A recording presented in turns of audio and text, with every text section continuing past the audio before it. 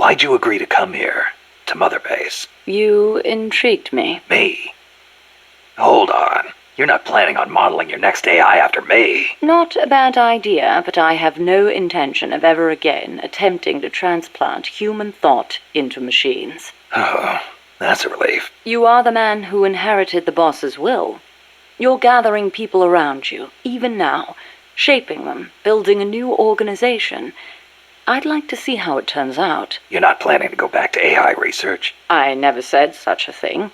Of course my work will continue. Here? In my eyes, the growth of MSF as an organization is analogous to the development of the nervous system. The way you become intertwined, stimulate each other, branch out in new directions. It's really quite inspirational. Interesting way to put it. Of course, I intend to repay you for your hospitality. The fruits of my research will be at your disposal. Why not assign me to the R&D team? I promise you won't be disappointed. Strangelove, when did you and the boss first meet? Did she ever tell you about what she saw in space? Yeah. I saw the same thing along with her. The Soviets beat America into space with Sputnik, and so America rushed to be first in manned spaceflight.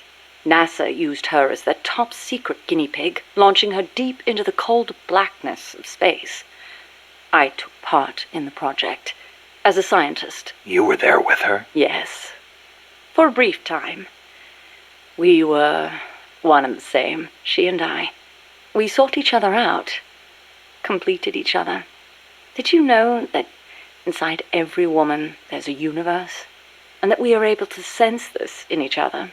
We connected because of our empathetic female brains. As time went on, I began to have doubts about offering such a noble soul as sacrifice. Why did she have to... The flight test was a narrow success, and she miraculously made it back alive, but her mind and body were horribly mangled, and there was nothing I could do for her. We were no longer one and the same. She went away, and I, having nothing else to live for, immersed myself in AI research, hoping that no one would ever have to make her sacrifice again. I never knew. It's not really worth knowing. We were ships passing in the night, that's all. Perhaps someday I'll tell you the long version, if you're interested. Strangelove. Is that a code name? No, just a nickname. Don't tell me you don't recognize it. From Kubrick's Dr. Strangelove, or How I Learned to Stop Worrying and Love the Bomb. It's a film that came out in 1964. A dark comedy about the absurdity of nuclear deterrence. You were in a movie? No, stupid. I got my nickname because of that movie. Why? Because you look like the doctor in the movie? No, that Dr. Strangelove was a man. So? Back when I was at ARPA, I kept a photo of the boss on my desk. I was totally engrossed in my research and showed no interest in the opposite sex. Plus, I had a photo of a woman on my desk. The fools around me turned it into a cruel taunt, calling me Strangelove. Even for a bunch of shut-ins who never went out to the cinema, that title seemed to ring true with them. Anyhow, in their eyes, homosexuality was something strange. They were incapable of seeing things outside the lens of their own standards. Being strange means you have your own unique point of view. I rather considered it an honor.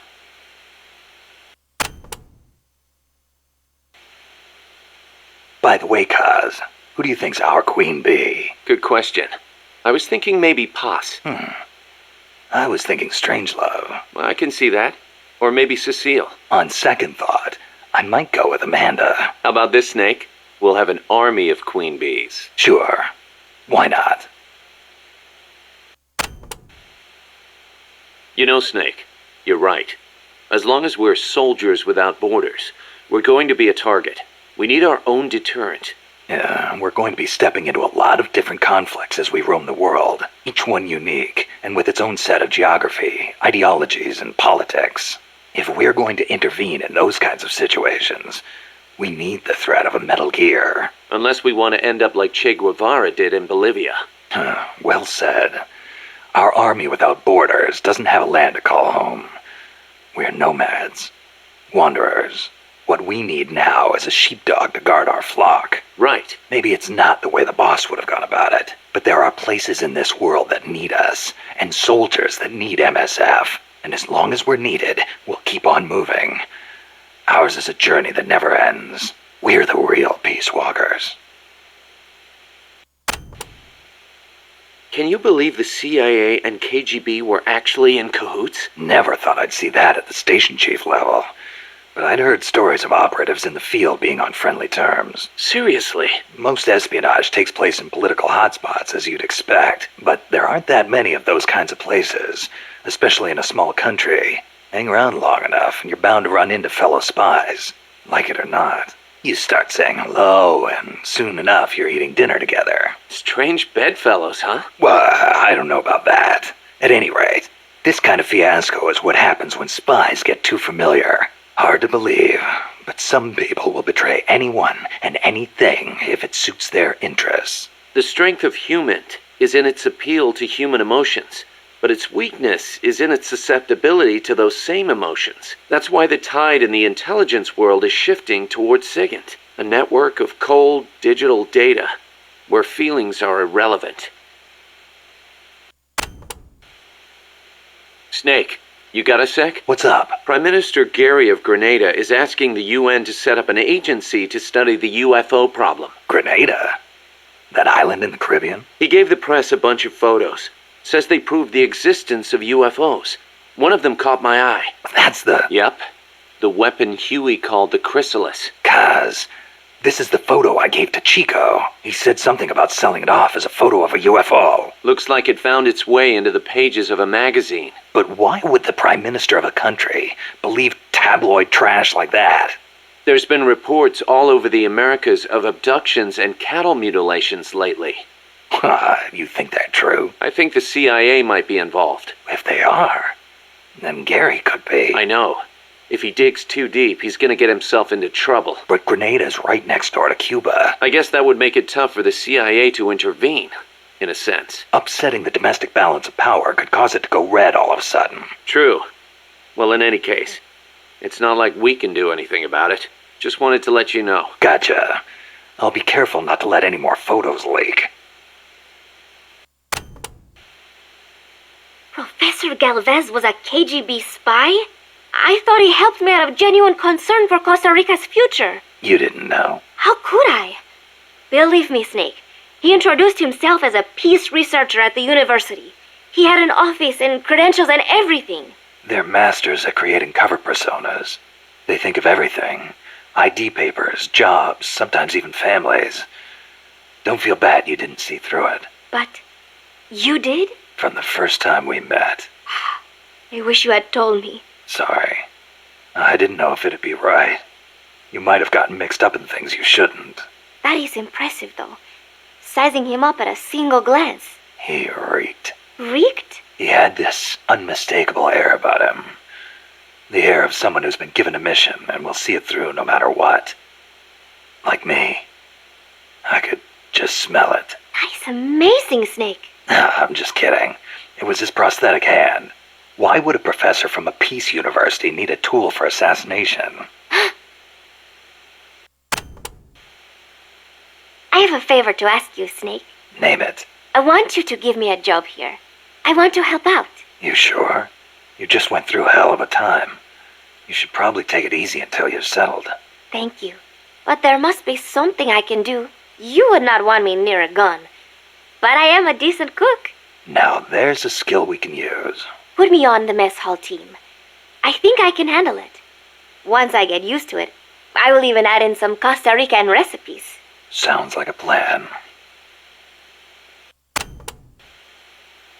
Amanda, you getting used to Mother Base? Yes, it is heaven compared to living in the mountains. We are no longer constantly on the run from La Guardia or mercenaries. Some of the new guys we recruited used to be mercenaries. We are getting along. It was difficult at first, but once you talk to them, you realize we've got plenty in common. I see. Good to hear. We may be enemies, but we are all still human beings. La CIA soldiers, La Guardia. The same goes for the people of America. What's gotten into you? Mi viejo got involved with drugs in order to scrape together money for La Revolucion.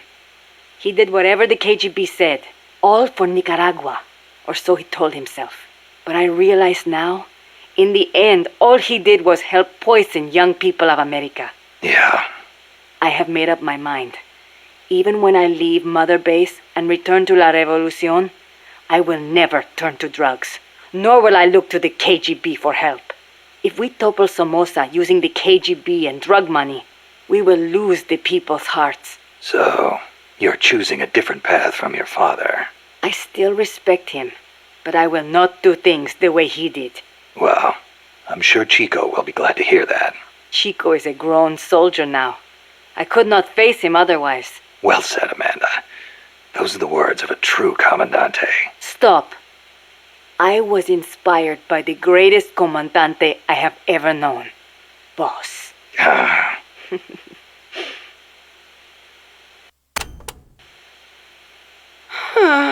Hey, what's with all this sighing? You're not your usual self. Oh, Snake. Something on your mind? Huh? No, not really. I guess. Hey, Snake. Uh-huh. Girls are funny, you know? You can never tell what they're thinking. They're always doing their own thing.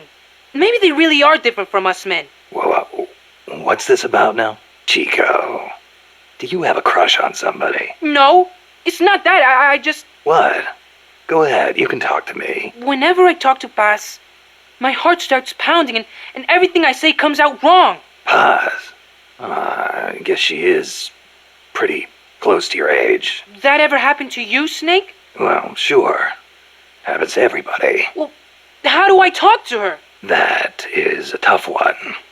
Why don't you try, talking to her like you talk to everybody else? No, it doesn't work.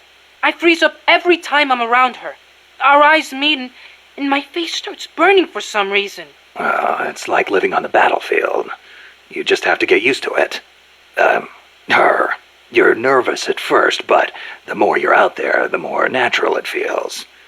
Get your courage up and go talk to her more often. Oh, okay. Man, girls are more full of mysteries than UMAs. Oh, you got that right.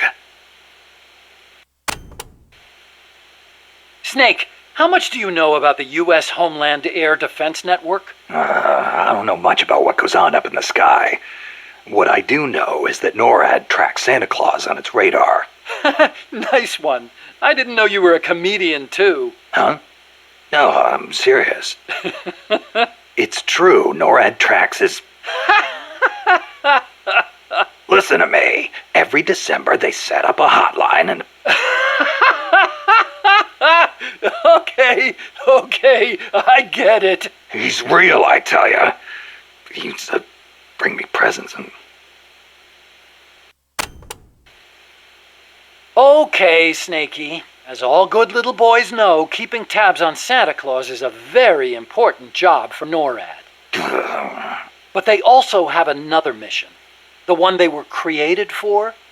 And the system they set up for that has been hijacked by Coldman. You mean Peace Walker's fake data transmissions? NORAD's early warning system is composed of DSP satellite-mounted infrared sensors and an array of surveillance radar stations across North America. The network sends out warnings to NORAD at Cheyenne Mountain, where the data undergoes human evaluation. Peace Walker, on the other hand, has to make its retaliation decisions autonomously. So it's set up to automatically receive the same data as NORAD through covert channels. Those channels were also used on the test platform to telemeter the AI's decision-making. Peace Walker reversed the system to transmit a fake warning about incoming nuclear missiles outside the usual exercise schedule. I mean, the system could have used better safeguarding. Nobody's going to argue with that. But cracking the AI? That seemed unimaginable. And you can see what happened.